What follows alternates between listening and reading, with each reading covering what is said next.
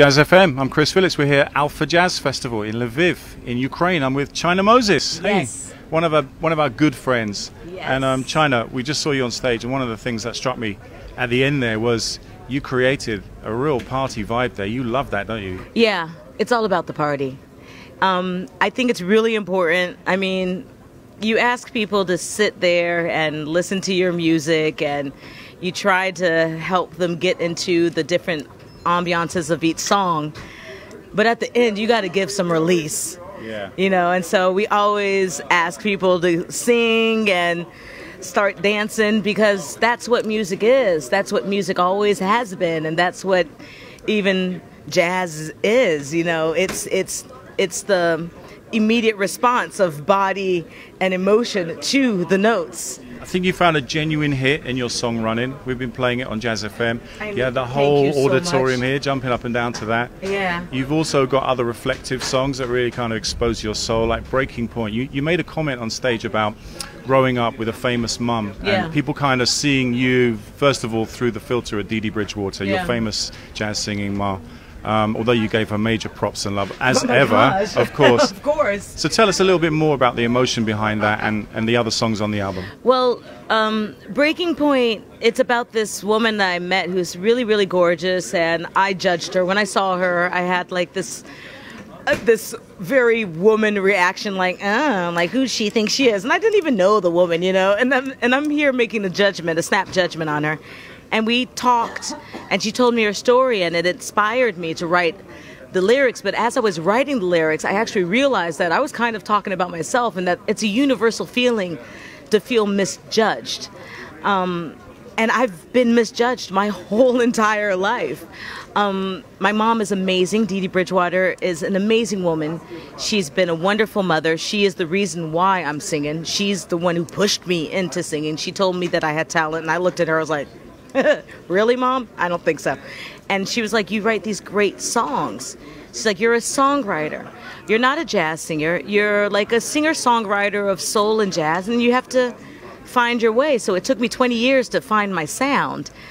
But now, you know, with that song Breaking Point, I just have to let people know that I'm just like them. You know, that, you know, people see artists up on stage and I'm bouncing around in high heels, and I got these great musicians, and we have lights and cameras and all this stuff. But the truth is, I'm going to go back to my hotel and probably feel very lonely, you know, tonight. We'll come for a yeah, drink. well, yeah, we're going to hang. Of course we're going to hang. But there's that song. There's Nicotine. Nicotine is about just falling in love with the wrong person. It's actually about trying to stop smoking, which has been really difficult for me.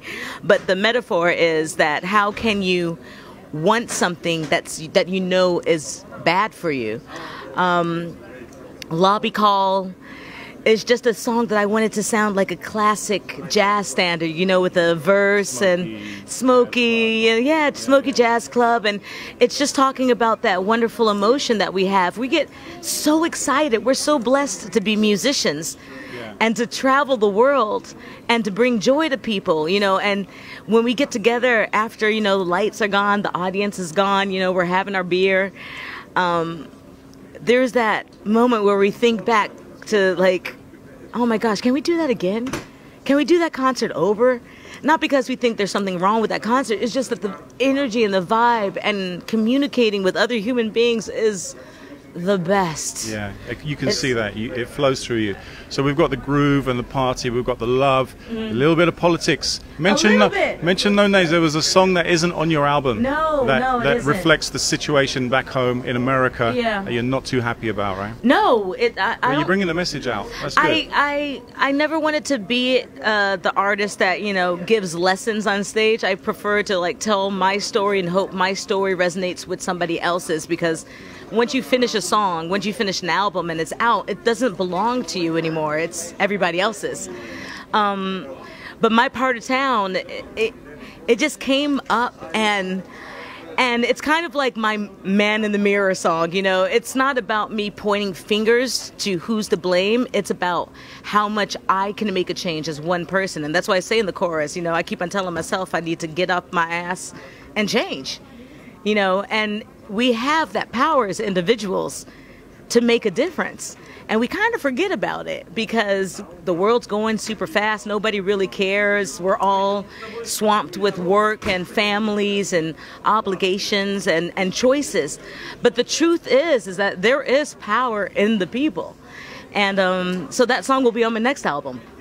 Good. Well, we got that message, and that went down really, really nicely here. Yeah. In Lviv. But you've missed your pianist today, Joe Armand-Jones, British pianist. Yeah, he's What great. happened to him? Well, he was coming from another gig. He was coming from Amsterdam, and the connection, the plane left late from Amsterdam, so he got stuck in Warsaw. You know, and there's nothing you can do about that. And the next flight gets him in only at 10 o'clock tonight. We're playing at 7 p.m.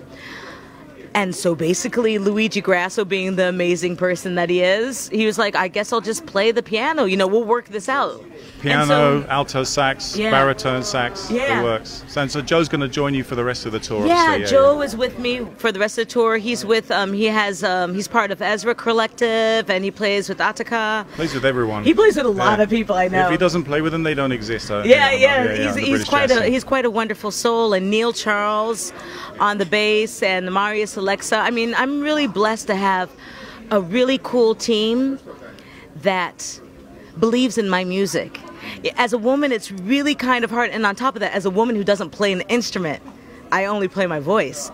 But these melodies, these bass lines, and even a lot of the arrangements, they are in my head. They are from me. So it's really, it's been really interesting for me to find musicians that were willing to trust me and to respect me on the same level they would respect another musician that can call out chords and and knows the circle, a perfect fourth and fifth. I don't know any of that. I'm learning it now.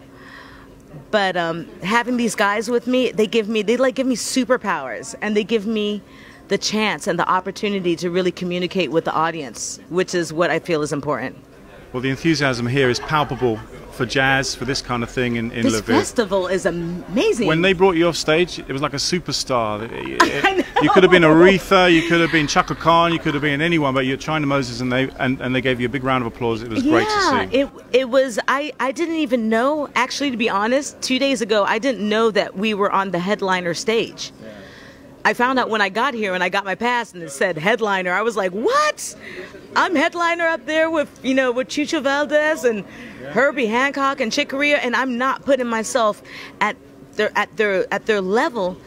But the festival loved my music that much that they would give me that chance, to defend myself, because it is defending myself. It's like I have a right to be here. Yeah.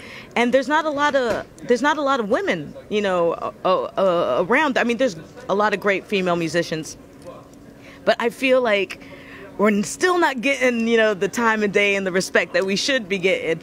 And the fact that they put me up there, I was like, I called my mom. I was like, oh my gosh, Mom, I'm headlining. She's like, oh really? That's amazing. I'm so proud of you. And that's my life. This is my journey. This is what I want to do. I want to try to let a young audience know and an older audience know that jazz singers don't all come in the same package. I'm a hype girl, but I can sit down and sing a ballad. I don't mind that. I love ballads, but I can't do just ballads. I'll be bored. And the most important for me is to entertain.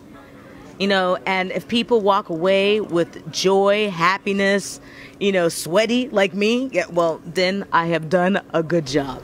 You certainly have. And there's lots of people. Give it up for China Moses. Yeah. Lots of people here. Thank you. Thank you so much. Live on Jazz FM in Lviv. With the amazing Chris Phillips. As ever, a pleasure to talk to you, China, and Always. Enjoy the rest of your tour. I will, and hope to see you again. Indeed. Yes.